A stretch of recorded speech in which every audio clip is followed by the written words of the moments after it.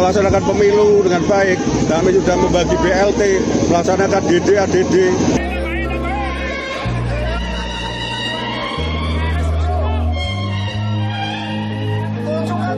Aksi ini dipicu karena gaji dan insentif mereka selama 3 bulan terakhir belum dibayar.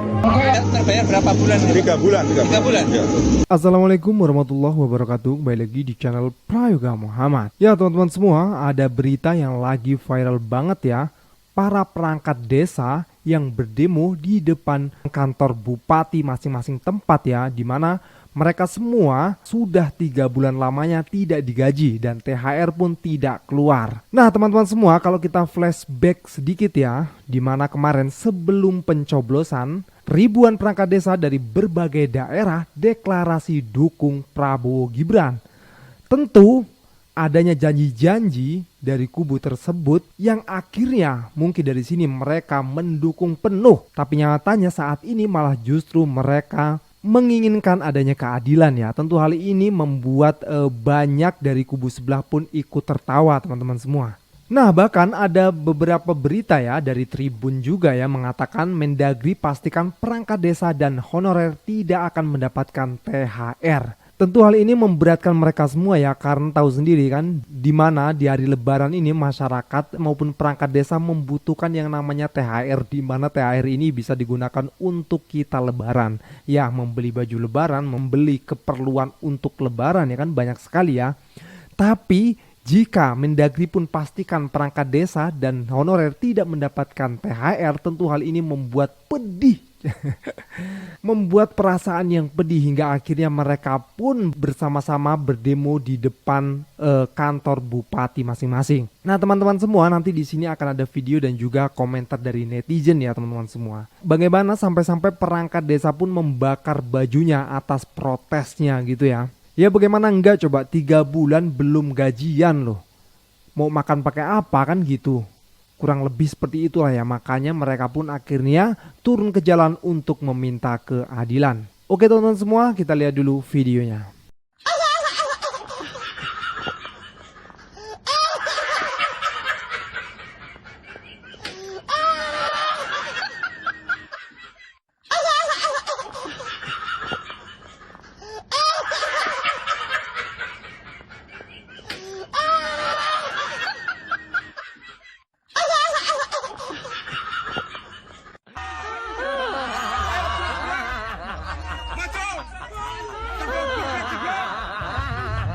Bakar seragam ini dilakukan perangkat desa di Kabupaten Batang, Jawa Tengah.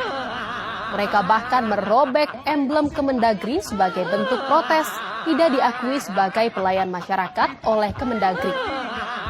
Aksi ini dipicu karena gaji dan insentif mereka selama 3 bulan terakhir belum dibayar.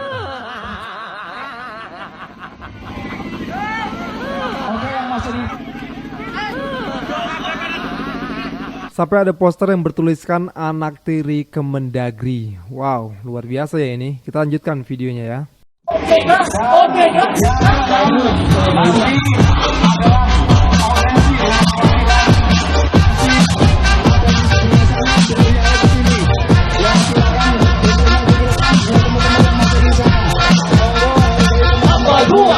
Kami sudah melaksanakan pemilu dengan baik. Kami sudah membagi BLT, melaksanakan DD, ADD. Kami di depan sendiri untuk menangani COVID, tapi penghargaan tidak ada. Ya, siltap 3 bulan minta dicairkan. Ya, belum dicairkan. Kedua, kita minta THR. Beberapa kabupaten di Jawa Tengah ada juga bisa melanggarkan itu. Dari Purbalingga, dari Banyumas, Gunung Kidul itu malah juga. Ketiga, kami tersinggung dengan pernyataan Menteri Dalam Negeri yang mengatakan bahwa perangkat desa itu tidak punya status. 500-an. Terus ini akan bekerja terus atau akan mogok? Sementara kita akan bekerja, namun tuntutan ini apabila tidak dikabulkan, ya mungkin ada konsekuensi lain. Ya kalau menurut gue sih wajar saja ya mereka sampai protes seperti ini. 3 bulan loh belum dibayar ya kan. Apalagi ini mendekati lebaran gitu kan, dimana semua orang memang membutuhkan uang. Tapi ini ulah siapa sih sebenarnya? Apakah ini terjadi karena kemarin itu dana bansos sampai 490 sekian triliun sehingga tidak adanya uang lagi untuk membiayai ataupun membayar para perangkat desa ini, atau bagaimana ya? Komentar di bawah ini. Oke teman-teman semua, bagaimana tanggapan dari netizen? Ini dia videonya. Woi. Aduh, para kepala desa itu ngapain dibakar tuh baju? Udah rasain aja, nikmatin. Kan perbuatan kalian semua. Udah dibilang dari kemarin jangan diikutin juga. Kurang denger sih apa kata gua. Kan gua udah bilang jangan diikutin. Yang salah mah jangan diikutin. Yang bener kalau mau ikutin. Jadi kalau kita dapat gaji itu ke darah daging kita, ke anak kita, turunan kita, baik. Udah besok-besok jadi ikutin ya. Assalamualaikum. Woi. Aduh, kena prank lagi lo ya. Dulu yang janji siapa? Yang laksanain siapa tuh? Gua udah kata tuh. Bawa ini katanya. Nggak perlu siapa-siapa katanya. Kita harus kerjakan. Panis-panis juga. Aduh, ngacau. Aduh. Ayah raja prank. Udahlah. Pak Anies udah ngetop sebenarnya mah. Cuman nggak pernah sadar aja. Yang masih belum sadar ya, mudah-mudahan pada sadar. Lu kan pada di prank ini. Masih lu belain aja. Kentut. Ya itu teman-teman semua tanggapan dari Bang Oblak ya. Kalau kata si Bang Oblak mah ya udahlah terima aja, kan lu dulu yang belain gitu ya. Oke teman-teman semua, kita lanjut lagi ke videonya. Manusia termahal abad ini dan di dunia. Untuk menghalanginya butuh biaya 497 triliun rupiah.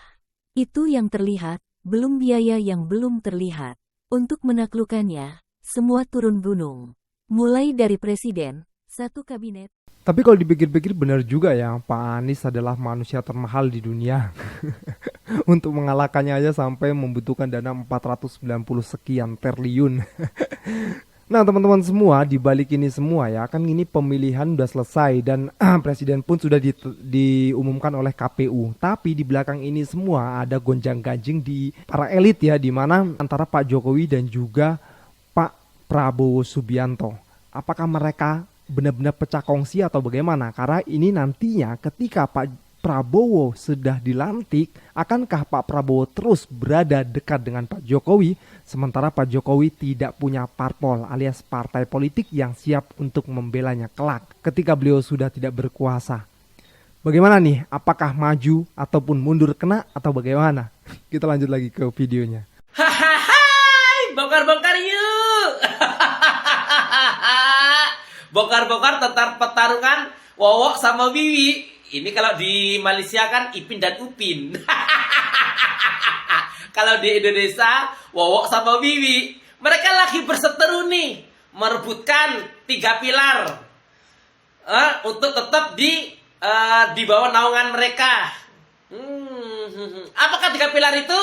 Yang jelas ada Kapolri, ada di Kapolri, ada di Kejaksaan, ada di di KPK. Nah, mereka ini berseteru nih, ya kan? Berseteru, sedangkan seorang Wowok menginginkan itu semua. Karena apa? Sampai si 3 pilar ini di bawah naungannya si Wowok, otomatis si Wiwi takut dong keluarga-keluarganya, dirinya atau anaknya tersandung kasus. Lah, kalau sampai Wowok, ya kan? Kalau sampai Wiwi yang menguasai 3 pilar itu, otomatis keluarganya aman. Ya kan? Otomatis di bawah kendali mereka. Mereka lagi berseteru nih. Siapakah yang menang merebutkan 3 pilar ini? Kalau sampai nggak jadi, ya mereka akan pecah. Di sini pecah. Makanya seorang Wiwi ini maju hancur mundur pun hancur. Salam waras. Maju kena, mundur pun kena. Tentu ini semua bakal dikondisikan oleh Pak Prabowo ya sebagai presiden terpilih ya. Tidak mungkin lah akhirnya nanti Pak Jokowi ikut campur tangan juga. Kita tahu sendirilah Pak Prabowo seperti apa ya. Oke teman-teman semua, kita lanjut lagi ke videonya. Sepertinya Ramadan tahun ini begitu berat. Karena sesulit-sulitnya menahan lapar dan haus, ada yang lebih sulit lagi, yaitu menahan serangan dari pendukung 02 dan para buzzer. Kita berkata sesuai fakta dan data aja diserang, apalagi berkata hoax. Jadi buat kalian, hindarilah dahsyatnya tipu daya setan. Terima kasih. Salam logika. Ada yang bilang saya ini tidak konsisten. Katanya dulu saya membela Pak Jokowi, tapi sekarang saya katanya tidak mendukung Pak Jokowi. Bahkan dibilang menjelek-jelekan. Saya akui kalau saya sekarang sudah berubah. Dulu saya mengidolakan Pak Jokowi, sekarang tidak. Saya sekarang malah mengidolakan Refly Harun, Rocky Gerung, dan orang-orang yang dulu mencerca Pak Jokowi. Karena gua pikir kata-kata Pak Rocky Gerung itu banyak benarnya juga. Satu hal yang gue konsisten dari dulu sampai sekarang, dari pertama kali gue punya hak pilih sampai sekarang, yaitu gue tidak pernah mendukung Pak Prabowo. Terima kasih. Oke teman-teman semua, kita lanjut lagi ke videonya. Akhirnya dari Pak Anies C belajar bahwa semiskin apapun kita wajib pintar dan cerdas. Tapi ada kalimat lainnya, sepintar dan secerdas apapun, sebaik dan setulus apapun, pengorbanan yang tak terkira akan dianggap bual, akan dianggap janji semata kalau kita miskin. Kita hanya dinilai dari sisi mata uang dan ya begitulah kenyataannya sekarang. Jadi sebanyak apapun pengorbanan kita untuk orang lain akan dianggap tidak ada apabila kita miskin. Salah satu partai di negeri Konoha selalu mengaku sebagai partainya Pak Lurah. Sebut saja namanya Mawar. Meski pernyataan ketua umum partai Mawar ini selalu dia samarkan dengan kalimat-kalimat palsu seperti pemilik partai ini adalah anak-anak muda, bla bla bla. Kita semua tahu bahwa partai ini adalah partai peliharaan Pak Lurah. Tapi melasnya, Pak Lurah tak terlalu serius ngemong bahkan mengendorse partai Mawar ini. Sehingga partai ini gagal memenangkan kursi legislatif. Bagi Pak Lurah, partai Mawar ini hanya sebatas manuver politik saja untuk tujuan yang lebih berjangka panjang. Pelestarian dinasti. Partai Mawar yang gemar jualan anak muda ini awalnya memang kumpulan anak-anak muda idealis. Kebajikan yang tercermin dalam semangat anti korupsi dan keragaman yang terefleksi dalam semangatnya anti intoleransi dikukuhkan sebagai DNA partai. Ini yang menarik banyak anak-anak muda untuk bergabung dalam partai ini. Tapi perjalanan menuju kejayaan memang butuh waktu lama. Dan partai Mawar ini tidak cukup sabar untuk menempuh jalan suci pengabdian kepada bangsa. Partai Mawar akhirnya menempuh jalan pintas. Seperti orang yang mencari pesugihan kepada setan, Partai Mawar menggadaikan integritasnya dan martabatnya sebagai pengusung semangat anti korupsi. Dengan berpaling dari mendukung sosok berambut putih yang berintegritas tinggi seperti Gandalf kepada orang yang dulu selalu dicelanya, yaitu Pak Gendut, si terduga pelanggar HAM dan barisan korupnya. Partai Mawar cukup sampai hati menempuh jalan lacur demi ambisi memenangkan kursi legislatif. Ternyata kenyataan berkata lain. Melacurkan diri kepada Pak Lurah tidak juga membawa hasil. Pak Lurah tidak cukup sakti untuk membuat Partai Mawar duduk di kursi legislatif. Perolehannya hanya 2,8%. Atau mungkin Partai Mawar memang bukan prioritas di mata Pak Lurah. Karena bagi Pak Lurah, Partai Mawar ini hanya sekedar buat lucu-lucuan saja. Karena yang dibidik Pak Lurah adalah partai pohon angker. Entahlah, apapun itu, Partai Mawar adalah partai yang celaka. Integritas sudah terlanjur tergadai, tapi kekuasaan tidak juga tercapai. Terus kalau sudah seperti ini, Sekarang mereka mau jadi apa? Menyedihkan. Selamatkan demokrasi.